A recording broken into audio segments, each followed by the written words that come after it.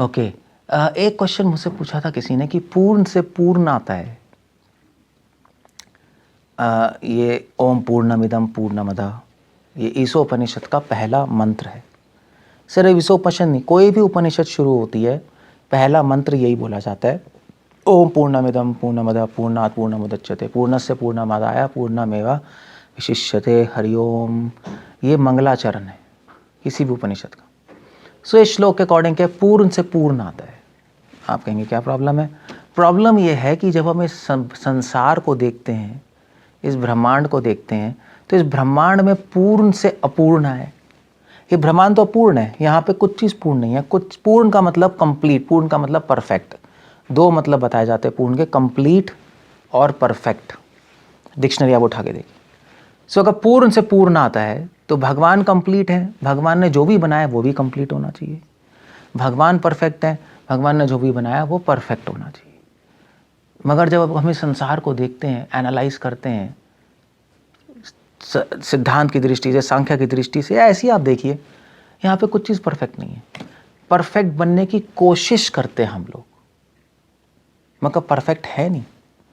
और कुछ चीज़ कंप्लीट भी नहीं है, हर चीज़ अपूर्ण है। आप कोई भी चीज़ देखो, कुछ ना कुछ उसमें डिफेक्ट मिल ही जाएगा, कुछ चीज़ कंप्लीट नहीं यहाँ पर।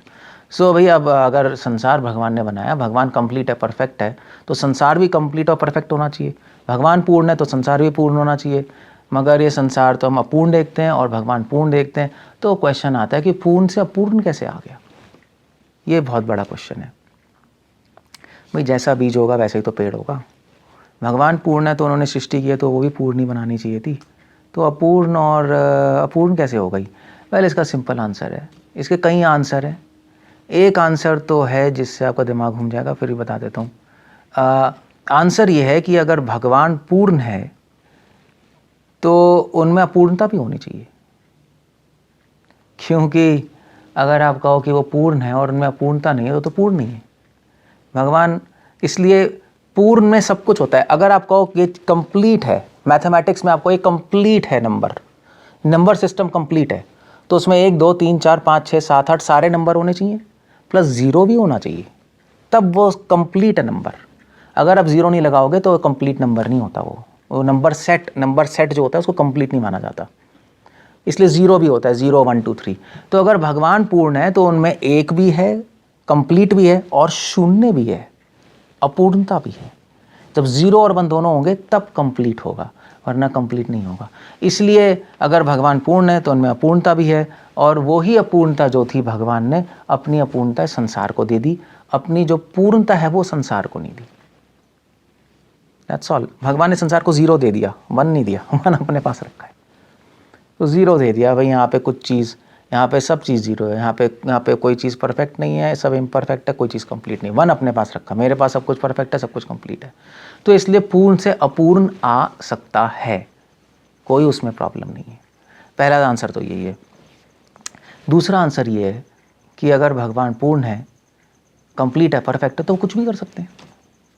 अगर भगवान पूर्ण है तो अपूर्णता क्यों नहीं बना सकते? अगर कोई आदमी 1000 किलो उठा सकता है तो 100 किलो का पत्थर उठा नहीं सकता? उठा सकता है। सो भगवान कुछ भी पूर्ण का मतलब कुछ भी कर सकते हैं। सर्वशक्तिमान है, सर्वशक्तिमान सब कुछ पूर्ण भी बना सकता है, सब कुछ अपूर्ण भी बना सकता है, उसकी मर्जी है।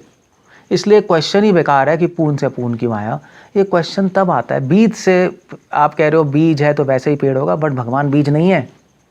भगवान एक व्यक्ति हैं जिनमें पूर्ण शक्ति है, और वो अपनी पूर्ण शक्ति से कुछ चीज़ अपूर्ण भी बना सकते हैं। एक बच्चा मिट्टी का घर बना सकता है और फिर तोड़ देता है, बनाता है, तोड़ता है, समुद्र के तट पे बनाता है, और पापा बुलाता है बच्चे आ जाओ, तोड़ के फेंक देता है।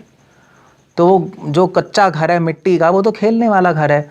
बच्चा अगर चाहे तो एक अच्छा सा मॉडल ही बना सकता है, भी प्रॉपर ईंटों से, और उससे नहीं, अपने स्कूल में बनाते हैं मॉडल, एक परमानेंट मॉडल ही बना सकते हैं प्लास्टर ऑफ पेरिस से। वहाँ खेलते हैं तो मिट्टी का बनाते, तोड़ देते हैं। ये उपनिषदों में एग्जाम्पल दिया है। भगवान भी ऐसी है, भगवान पूर्ण भी बना सकते हैं, अपूर्ण भी बना सकते हैं, इसीलिए उनको हम पूर्ण कहते हैं।